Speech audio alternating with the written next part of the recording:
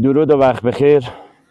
امروز مورخه 14 دی ماه 1403 کوه بوری کوهمره سرخی هستم. حدوداً 30 تا از بچه میراث زاکروس کوهمره سرخی و یه تعدادی از بچه کوهنورد شیراز و الان تشریف شورده برای برزکاری و مناطق احیای مناطق سوخته شده. همه عزیزانی که توی چند روز نسبت به من محبت شوی از اهالی کوهمره سرخی، اهالی کوهمره جروق، اهالی کوهمره نودان، همه انال سپاسگزار هستم و من خادم بیشتر نیستم در برابر زاکروس و زاکروس نشین، به ویژه مردم کوهمره سرخی، کوهمره جروق و کوهمره نودان و همه تلاش ما انه که این میراث چند صد ساله که به عنوان یه امانت دست ماهن امانتدار خوبی بوم و به آیندگان تحویل دادم. از محبت تک تک تو سپاسگزار هستم و من تنها نیستم. پشتی فعالیت های افرادهای گمنام زیادی هستن که جا به جای این سه تا کوهمره فعالیت میکنن، اصلا تو رشته کوه زاکروس.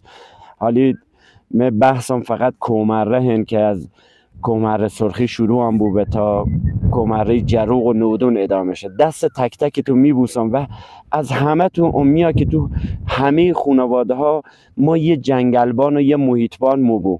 همینجوری که مستحضرسی منطقه کوهمره یه منطقه‌ایه که هیچ وقت هیچ بیگانه‌ای داخلش نفوذ نمیکو. حتی تو جنگ اعراب تو زمان رضا شاه قحطی میاد، خیلی جای ایران به خاطر قحطی و به خاطر نبود غذا تلفات زیادی میدی، ولی ما به لطف بلوط، به لطف بنه، علوک، ارژن، انال مردممو دوچار او قحطی زدگی وانی میبین و تلفات آنچنانی نمیدون و این ارزشمنده. واقعا این میراث باید وادارم و به خاطر همینن و کوهمره سرخی و جروق و نودان ارزشش به همین جنگلش و همین زیست بومشه.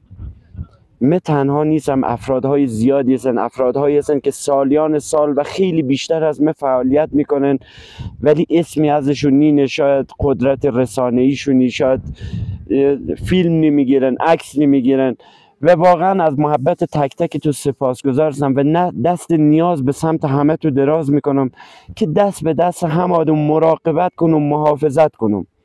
محیط زیست، محیط زندگی موه، محل زندگی موه. اگه پویاش وا ندارم بعدها دوچار پشیمونی هم میبوم و پشیمونی هم هیچ سودیش نینه.